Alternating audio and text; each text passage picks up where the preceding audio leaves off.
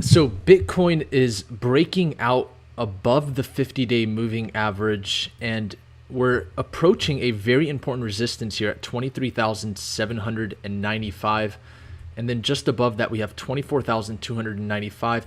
It's not just Bitcoin breaking out above the 50-day moving average. The S&P 500 also above the 50-day moving average right now.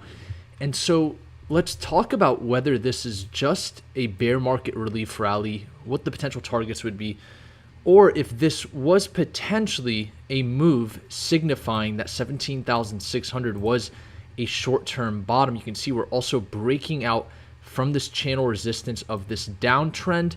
And so we talked about this similar fractal from the $69,000 level down to the $33,000 level. When we broke out from that channel resistance, we saw about a 37% push to the upside before we started to see some downside momentum, forming a higher low.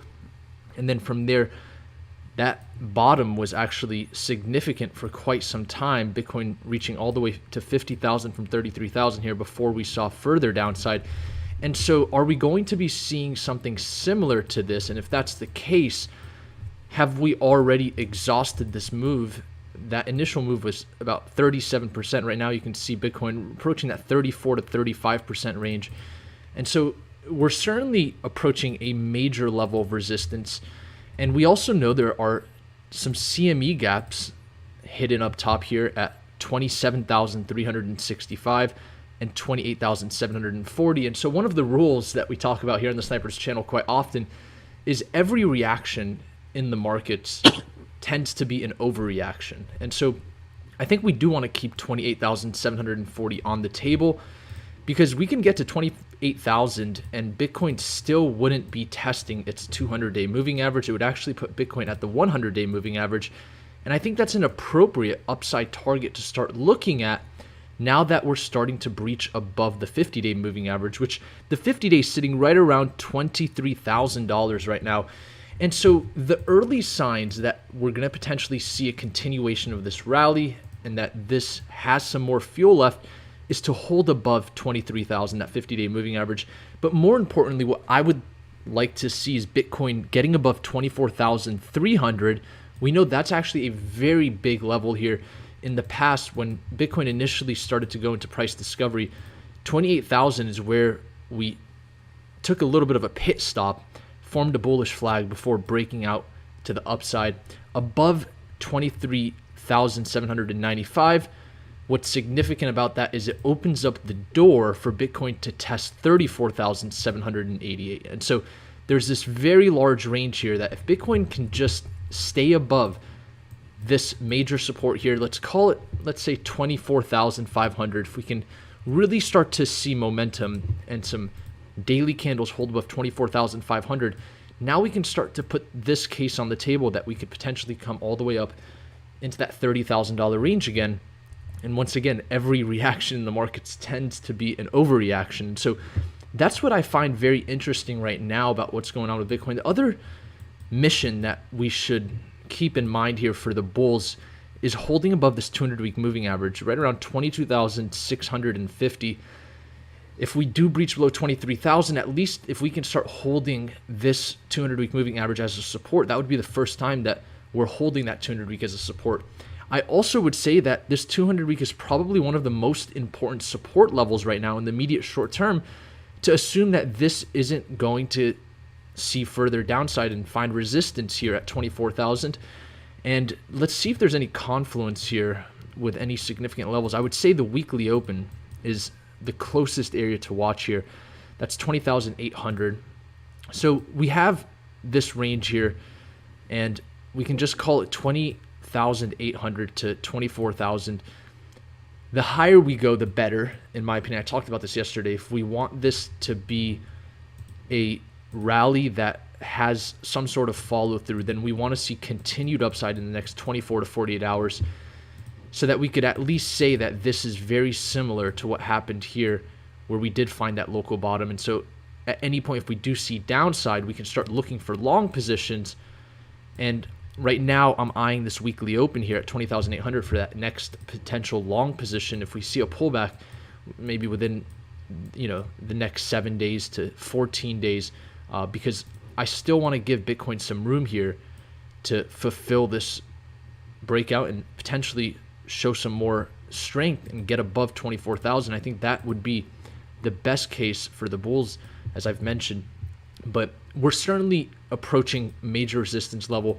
Another puzzle piece that we could discuss is, as Bitcoin is making this move today, you can see Ethereum's actually down 1% while Bitcoin's up 4.5%. And so we could easily put a puzzle piece on the table that we're just pretty much seeing Ethereum move into Bitcoin. And this wouldn't be too surprising because the Ethereum to Bitcoin chart did hit a major resistance at 70,000 Satoshis. And so there could certainly be some Ethereum moving into Bitcoin right now. And so I think that's something to consider. We're not necessarily seeing a lot of capital flow into the markets all at once. We saw capital flow into Ethereum, and now Ethereum is flowing into Bitcoin. And so we're kind of sidestepping this volume that we're seeing for this breakout is clearly coming from Ethereum. You can see the Ethereum to Bitcoin chart's down 5.28%. So there is certainly a lot of Ethereum being pushed into Bitcoin. And I think that's interesting because Bitcoin dominance is still so low. And we have to ask ourselves a question: do we expect by the time this bear market is over, maybe it's already over, that Bitcoin dominance is going to see further upside at any point? It's already decoupled from the DXY this year, and so we're not going to put too much significance on the Bitcoin dominance chart. But outside of that, Josh, I'd love to hear your thoughts and your chart here in just a second. Four-dimensional revolving parts, there's not much to talk about. I will say that I like the fact Bitcoin against SPY is also following Bitcoin, getting above its 200-week moving average. Same rule applies there. We want to hold above this 200-week moving average for Bitcoin against the S&P 500. And then MicroStrategy up 18% for the day, Coinbase up 11% for the day. That's very positive for those equities that hold Bitcoin. And Ethereum, interestingly enough, I'll wrap up with this, filled its CME gap here all the way around that $1,600 level. It didn't fully fill it. There's still a couple dollars left there, but we pretty much came to fill this CME gap. And so the question is Bitcoin coming up to 28,000 to also fill its CME gap? Who knows? If there's enough Ethereum that moves into Bitcoin, that could happen pretty easily, right? And so that's why Bitcoin tends to be that storage of value during a bear market. Josh, if you want to go ahead and share your screen, I'll go ahead and transition to you in just a second. I see we have Anald and Nova on our live stream. Remember to smash the like button for the YouTube algorithm if you support this content. And if you want more of this content, Josh's YouTube channel link is in the description below, Josh. So I'm interested to see how your spider lines look here and what you're looking at, because, we could be potentially talking about, where our next long position is. I'm looking at that weekly open. I would still want to see further follow through with this Bitcoin move to the upside before, any sort of downside here. I wouldn't want to see a rejection here at 23,795. There's a high probability we could reject. I mean, if we start going to the smaller candles, we're not really getting many hints just yet. And this hourly sort of shows some sort of bearish action. But, I would say that there aren't any federal cases to make yet that we've found are major resistance here, especially with volume. We haven't seen anything significant on the 6 hour. Here's really what I'm monitoring for finding this final destination is when are we going to be seeing institutional sell pressure? We haven't seen institutional sell pressure to the magnitude of the institutional buy pressure that we've seen recently. And so that tells me that the final destination hasn't been reached. If we see some institutional sell pressure equating or greater than the buy pressure, then maybe we can talk about potential local top. But I'll transition to your screen here now, Josh. And if you want to talk about what you've got going on your charts. Yeah, there's a few interesting things going on. I like how you drew those two descending channels. And, I think it's very interesting. So let me share my screen. And you should be able to see it. So let's just go look at the daily. So one of the things is, guys, is you can see right here we have this channel drawn, okay? And very interesting channel because of the fact that this middle line is very well respected. I mean, you can see we came down and touched it right here. We're right at the top of the channel. Now, what's interesting is, if we go back up here and we draw the same parallel channel, take a look real quick. Let's just say from here, to there. Let's just say that. Okay. So if we look at the same parallel channel that we're in, take a look at where we're at right now. Okay, compare this consolidation, hit the top of the channel, came down, came back up, and then just dumped, right? We're basically at the same exact spot right now as we are. So basically, let me draw this out. So basically this spot right here is exactly where we are in this channel, okay? So very important to know and realize where we are in the actual, mix of things, right? So what's interesting is, we could really, first thing is we could really be topping out kind of right around here. And I think that since I'm on the daily, let's go to the 8-hour really quickly. And the way you can tell when you start to top out is on these higher time frames, like the 8-hour. See how wicky it was right here? It's very, very wicky. What did we see? We saw some downside, right? What are we seeing here? It's getting very wicky on the higher time frames. So these are all things to keep in mind. And this is primarily what I'm looking at right now, is that we may have found a local top, and that we could come back down to the daily open or the middle line or this spider line. There's a lot of confluence right now around this area. So between the daily open and the middle line and the spider line, there's a lot of confluence right around this area. So I believe it could be very possible that we come down and retest this area before we continue going up even higher. And let's just say that this was an unrelentless, relentless bull market. And let's say I wanted to enter a long. So what I would do is I would draw a line right around here. And whenever we come down and touch this line, which is ironically enough, and you can't make this up, it's literally in the same exact realm of confluence that we just described, ironically enough. So if we were to come back down and touch this area, I would consider maybe taking out a long and put my stop loss right below this spider line or right below the middle line and kind of handle it that way. But right now, on the 1 hour, you can see we are getting rejected. And that's another thing I wanted to talk to you about, Naeem. I actually had a question for you. So because every chart's a little different. So when I go to say Coinbase instead of Bitstamp, it shows that we haven't even really touched the top of the channel yet.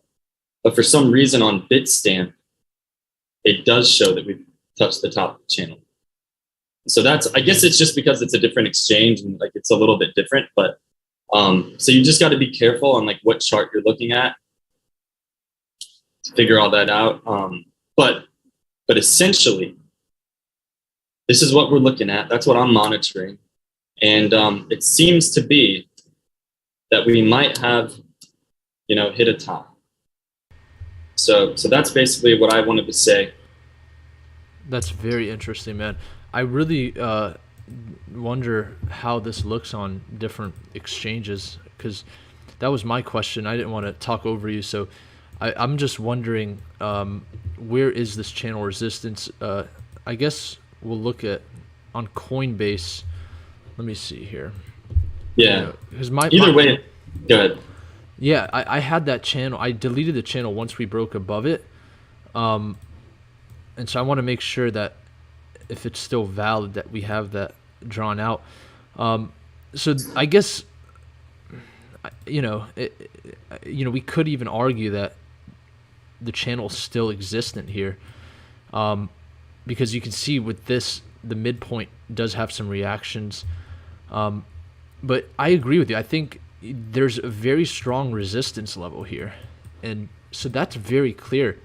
We could even potentially argue that there have already been shorts taken here, and I'm talking institutional short positions, because we are approaching this resistance level and we haven't even tested it just yet. And so I think that and if you look at the sell pressure on the smaller time frames, we're starting to actually see institutional sell pressure versus the buy pressure, which looks like it's just retail. And so we always want to think like an institution. I mean, just look at this. I mean, this is a classic.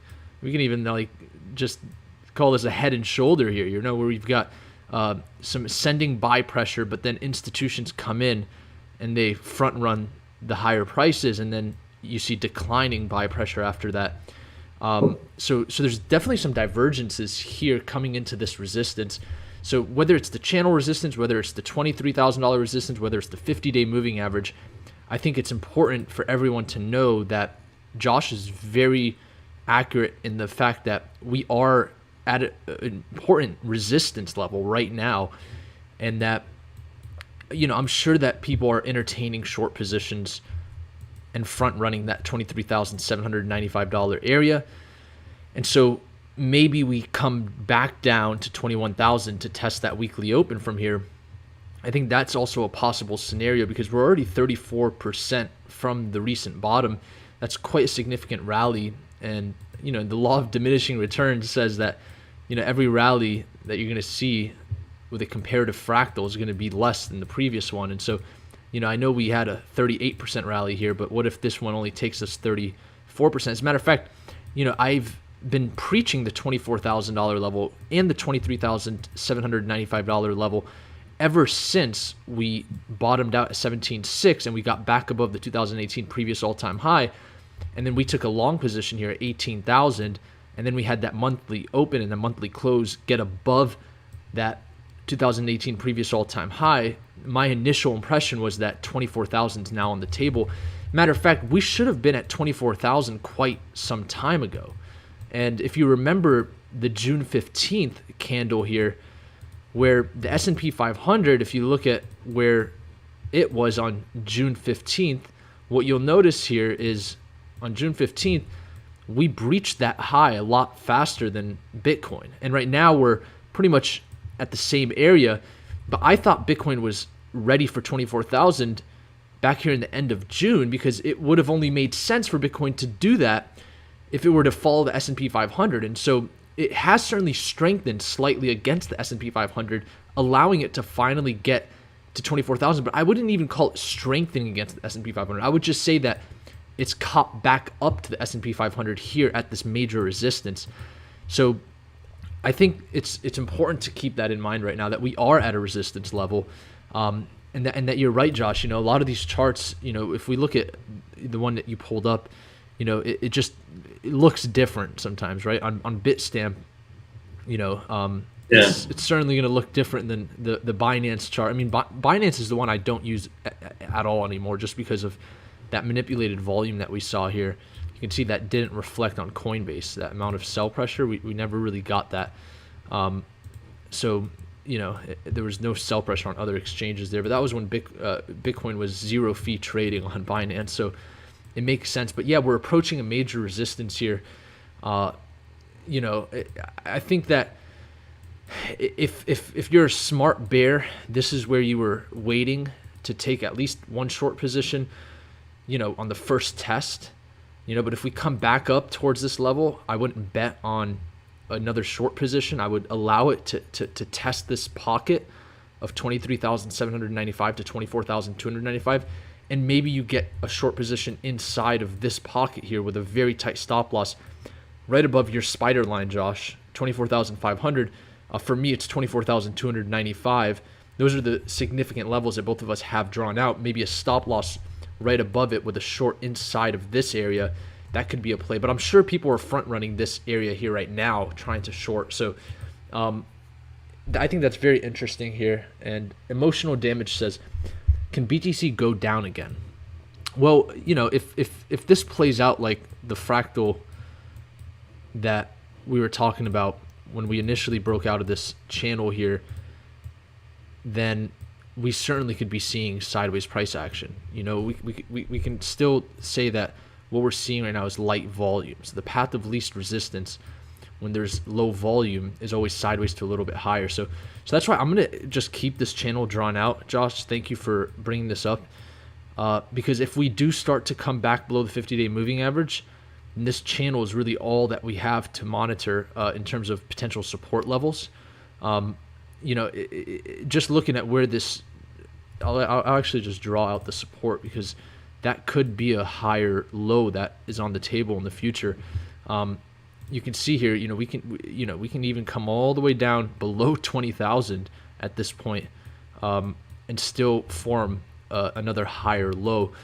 But the way I see this playing out is whether we reject this or we break out further from here, I think that it's going to be some time before we get close to that $20,000 level. But something like this could play out where, we get close to 20,000 for that maybe a final retest, maybe even a wick down like that to just kind of clear out some long positions, because we know, Josh, some people have, or a significant amount of people, and we know some personally, that have taken some very high leveraged margin positions in this range. You and I have been buying spot position ever since we came below 20,000, but we also know there's a lot of leverage that is possibly here in this range, especially when you trend in a range for this long. And so, seeing something like this wouldn't be a surprise, because we've seen that in the past when Bitcoin has bottomed. I don't know if you remember this bottom here, but it looked like we were done and we were good before we saw that final push down, and then, they were able to clear out whatever positions and break even stop losses were on that table. So, I think the most likely scenario, if we were to come back into that channel, is at some point, maybe at the end of July. I know the 27th and 26th, this is the time when Jerome Powell is going to be up speaking and potentially raising interest rates. Maybe that's when we get that third higher low, and it might be smart to entertain a long position there when it comes to getting that test and potentially, preparing for maybe even a wick to that downside. Ideally, what I'd like to see once again is some more strength with this breakout. I think that the stronger this can go, if we can get to that 100-day moving average, the better, right? So let's see here. I say one thing real quick? 100%. I am in a short right now at the top of the channel, and right now I'm up almost 16%.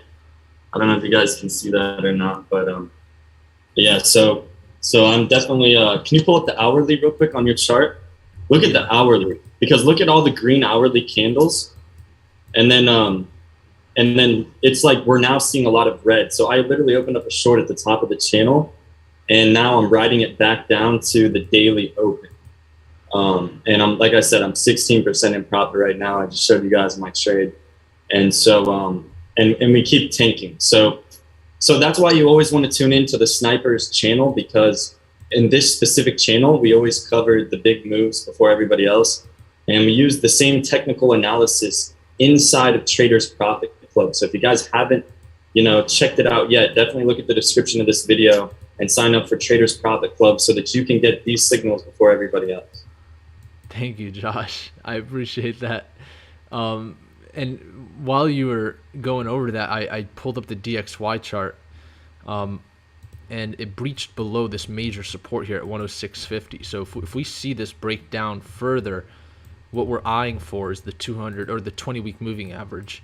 And it's interesting because we haven't seen the DXY test this 200-week move, or this 20-week moving average, for a while. And so I'm almost forgetting the bull market patterns, right? So when you're in a bull market and you're above the 20-week moving average, that's your most important support level. That's the support level that if there is some hesitation with the bull market that you're in, for this case, it's the DXY, usually you'll come down, test that 20-week moving average, and then bounce. And that's what defines a real bull market, right? It's getting above that 20-week moving average and staying above it. We haven't tested that in a while, and so it looks like the DXY is calming down here. And this is really bearish. I mean, look at this 6-hour candle. It's like it's almost throwing the DXY below this major support. And so I know the DXY already made headlines, already broke multi-decade highs and stuff. So if this DXY really does push down, we're looking at the monthly open, and this downside move could really bring a lot of upside for Bitcoin. So this 6-hour candle is very interesting to me for the DXY. It looks like it could be ready to see even further downside in the immediate short term, and that maybe we don't even bounce from this major level. And now we can start talking about potential top as well here for the DXY. I wonder where Bitcoin's 20-week moving average is sitting right now. Talking about bull markets and 20-week moving averages, Bitcoin's sitting at 31,861 right now. That seems like quite a bit of a ways for Bitcoin to get to. But what that means is this whole area here, this whole open space is open game for the bear market to stay in place, but for Bitcoin to still see some upside. And we've always mentioned the fact that, yes, you might think Bitcoin at some point is going to come and fill the CME gap at 9,000, for example, but that doesn't mean it's going to come in a straight line. We could very well see 30,000 before we see 10,000. So that's where time comes into the question. Nwani says, I'm holding off on buying any spot right now. I've been dollar cost averaging into Bitcoin when it comes to selling spot. For me, where I took advantage of this was, and I think Josh also was in this position. We longed this higher low at 18,000. And so for me, I think the spot positions that I'm getting now, especially the ones below 20,000, the ones below 22,000, I'm going to most likely hold on to. I'm not going to take profits on just because it's a longer term play.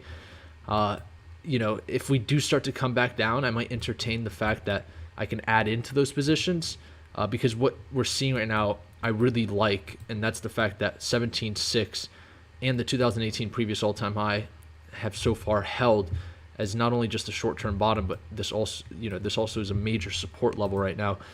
That DXY is very interesting to see. Any other questions before we wrap this up? Jared says, did you guys expect this to come down before or next week due to the Fed's meeting? Well, I think it's very clear right now that Bitcoin is finding a major resistance here at 23,795. And once again, every reaction tends to be an overreaction. And so I think we could very well move above that level. The total market cap back over $1 trillion and above its 50-day moving average. That's really nice to see there. And it looks like the total market cap does have some room left to the upside to 1.13 trillion. That's the major range resistance. So we may even see continuation of this with altcoins also getting some of the benefit here of Bitcoin moving up and finding some relief. But I wouldn't say we could call this, this rally over until we get volume confirmation on the 6-hour.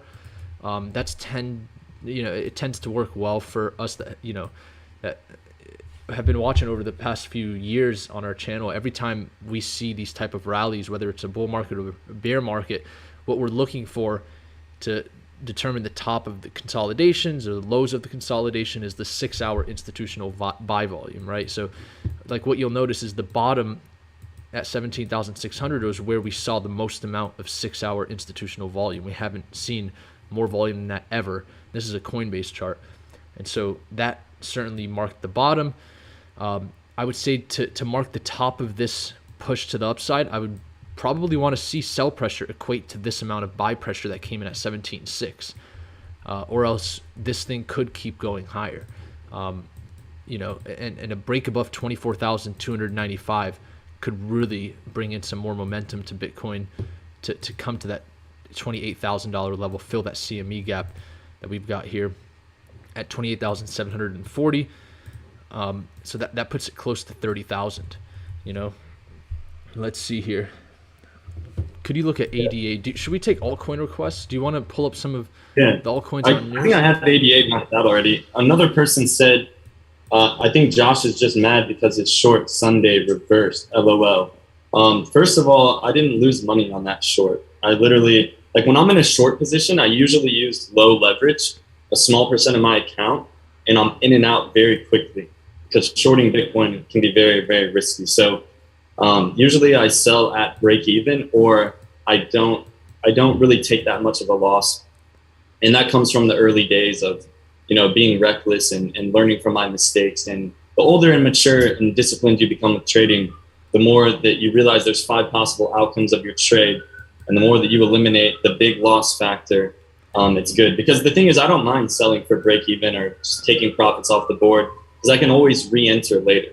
But if I let the trade go too far below my entry or too far above my entry, then you kind of have to play defense, and you're spending your time babysitting a losing trade, and it's not a good way to do that. So I just wanted to point that out. As far as ADA, why don't you do some show us what you think with ADA, or I could do it, whatever, and then I'd love to see your ADA chart, bro. I remember we looked at that at one point, and it was super accurate. And I remember that chart you had for ADA.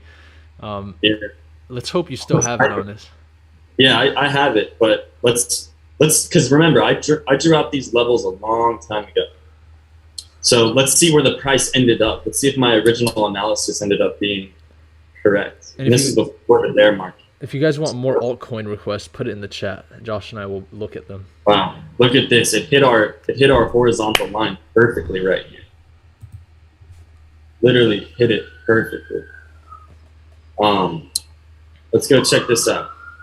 Let's go to the daily. It's been so long since I might have to draw some new lines, but hey, look, I was doing Gann technical analysis even back here, right? Kind of funny. So basically, we have these horizontal levels at key places, and so far they've held up perfectly. I mean, we've got to bounce at exactly where we told, where we basically had this line. We got a perfect bounce. And so now the next line of resistance would be this right here, because there's so much confluence. You see, there's like a million touches right here. Okay, so basically what I'm saying is I think ADA has more room for the upside, but I would be looking at this line of resistance. I mean, if you actually just go and you actually count the confluence, look, it called the bottom perfectly here, called the top perfectly here, called the top perfectly here, called the bottom perfectly here, called the top here, called the top here, called the top here. It's a very important line. And so this is called Gann technical analysis.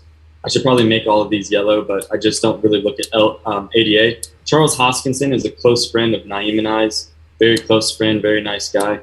And I've got nothing but great things to say about Charles and ADA. And it's very interesting. Look, I had this descending triangle drawn out a long time ago. Look at that. And look how that played out, because a descending triangle is typically a bearish continuation pattern. And so with that being said, a break to the downside, you can see obviously what happened. But that's what I would be looking at, guys. I would be looking at this right here, and I would say that we have some upside for ADA. But right around this line right here, if we test it as resistance, I'd be getting a little bit nervous. I would maybe take some profits around that area. Somebody says, what about Matic? I don't know if you have Matic. Yeah, I got almost every altcoin that's worth a damn, at least, right? Oh, snap. Look at that resistance level, man. Yeah, I mean, I've got every altcoin pretty much mapped out, just because I used to hold altcoins before I realized it's a horrible thing to do. In a bear market, at least. Right now, it seems like it might be reversing. But yeah, speaking of Matic, look at this. It hit our yellow line, because remember, the bottom. So remember how we draw these yellow lines from the very, very bottom. Look at this. We had this line drawn out before this price action even came down here. Look at this. We had this line drawn all the way back here. And look, just like Bitcoin, look where it ended up. It ended up hitting the bottom and immediately turning back around. So that's something very interesting. I actually might even take some more profits on my Bitcoin short, because it looks like it might be coming back up a little bit. But yeah, right here, look, there's a great line of resistance right here. We hit it exactly. So yeah, we're calling the tops and bottoms of these things, even without even trying. We predicted this stuff a long time ago. And it's just based off of confluence of different certain levels, Let's see what else is saying. Can we make a video showing how to draw fans? Yeah, we can cover that at some point. What is the most bullish alt at the moment? I'd say that's a naive question. I would, yeah, I think the most bullish altcoin right now and the safest bet would be Ethereum. It's the only institutionally graded altcoin, which means that it's the only altcoin that has futures markets on CME. And not only that, it's quite clear that the Ethereum to Bitcoin chart is trying its best right now to continue further up, and it's going to lead all of the other altcoins. And so if there's one altcoin that's going to do well, first it's going to be Ethereum, and then after that, we could start to see a lot more, other altcoins follow. What I would say though is the infrastructure projects like Matic and Cardano, Solana, those are probably the best bets. But I loved your chart, Josh. It just proved how accurate things were. Somebody says, do you have a Harmony drawn out, 1 USDT? I do not. Well, it's coming up to test the 50 days. So we'll definitely do more altcoin chart requests on our live stream since you guys seem interested in that. But I do have an alt portfolio. And just looking across the board right now, let's see what's doing well. Atom is doing, Cosmos looks like that's doing quite well here. Up 10% for the day. Cardano up about 5% for the day. And man, it didn't even breach below its 2018 previous all-time high. So, you can't make this stuff up. A lot of this stuff is just perfectly aligned for this relief rally. And if we look at Theta, we're doing well. So yeah, we'll have to structure a video for altcoins specifically. I think we'll do that next. If you guys want to see that, put a 1 in the chat. But Josh and I will definitely do that, and Josh may even do it on his channel. The link is in the description below if you guys haven't subscribed to him already. And yeah, Bitcoin inside of the range with a resistance now of 23,795, a major support in the immediate short term at 20,800 where we have the weekly open. And of course, the big support level is 20,000, the 2018 previous all-time high. We do not want to see price action get back here.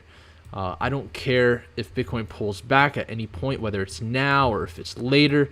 I do not want to see this monthly open and this 2018 previous all-time high get tested once again, because when you knock on a door too many times, the likelihood that door breaks becomes highly likely. And so what we're hoping for is that at some point we'll see some relief here in this rally, and we'll get the chance to potentially enter in around that $21,000 to $20,800 level to maybe form that third low. And that could take some time before that happens. But ideally we don't come back down to 20,000 in my opinion. I don't want to see Bitcoin get back there. I would have a stop loss for any leveraged long positions on Bitcoin below that level, because getting back below that level could really open up some ugly doors. But at this point, it's holding up. Yeah, man. I mean, it's just it's just that's the thing, like Josh, you and I have been calling this left and right. We knew Bitcoin was at an inflection point, and it ended up breaking out from that Gann resistance. And now everyone's looking at Bitcoin saying, okay, is this just a relief rally, or are we going to go further down? And the question is a very good one. And in my opinion, the best answer to that is if this is truly a bottom here at 17,600, we don't want to come back down to 20,000. It's not the ideal scenario. Ideally, and I'll wrap up with this, is what we see here is Bitcoin broke out of this symmetrical triangle, right? And this was the consolidation that marked the local bottom right now. And what's interesting about this is when we broke out, we came down, tested the previous resistance as support. We actually broke down below it, but now we're forming higher highs. And so we're seeing a real continuation of this pattern. And in the past, when Bitcoin has bottomed out in symmetrical triangles like that, we've seen very similar price action to where Bitcoin breaks out of the structure, comes down, and tests some levels down below, but nothing too low, right? So we don't want to go down to 17.6 again. We probably don't want to get back down to 20, right? And that could mark a bottom here, as it did in the past, right? So we're looking for those those really light pullbacks if we want to assume this is a bottom, and hopefully more follow through above 24,000. You know, if the bulls are really there, like, let's actually see it, right? So I would like to see some follow through, but don't be surprised if we do find some resistance here. The reason I am not in a short right now is because the S&P 500, every hour of the candle has been green so far, so it's still breaking out. I mean, this is, you know, you can call this price discovery in the 1 hour time frame so far for the S&P 500. So I'm going to monitor the equity markets, see how it reacts. We have a pretty long week ahead of us. We've got, you know, 4 more days left. So, you know, so far, let's see, did equities close? So the SPY, yeah, I mean, it's got this pretty bullish candle breaking through the 50-day.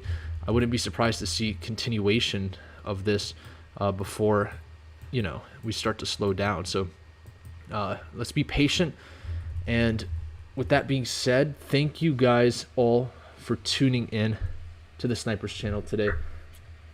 And Rodrigo, good to see you, man. I got your message on Discord. I need to respond. I'm keeping alts like AVA, ENS, Filecoin, and Polkadot at site for the next couple of days.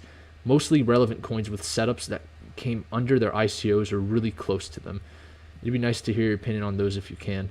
We'll do a whole video, Rodrigo, on altcoins, but I love Filecoin and I love Polkadot. AVA and ENS, I'm not competent enough to be confident in an opinion for those. Jared says, do you think 28,000 is in the crowds? Yeah, 100%. Prior to the Fed meeting, I would say that 100% it's on the cards, you know, because that's the CME gap.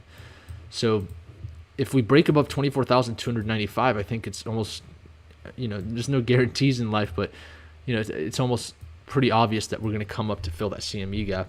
You know, on the CME charts, we haven't even crossed above the 50-day moving average, so that's of note. So awesome. I see you guys are enjoying the live streams. Well, smash the like button for the algorithm. Before you guys exit, Josh, do you have any final words? Yeah, I just wanted to, I'll share one last thing and we'll hop off. Let me share my screen. So the other thing I wanted to talk about too was this very important critical line for the DXY. Someone's asking for link in Solana, so I'll give you my link in Solana, you know, analysis, I guess, real quick while we're at it. But the whole thing is, let's go take a look at, say, the 10-minute for the DXY. It's actually pumping a little bit right now.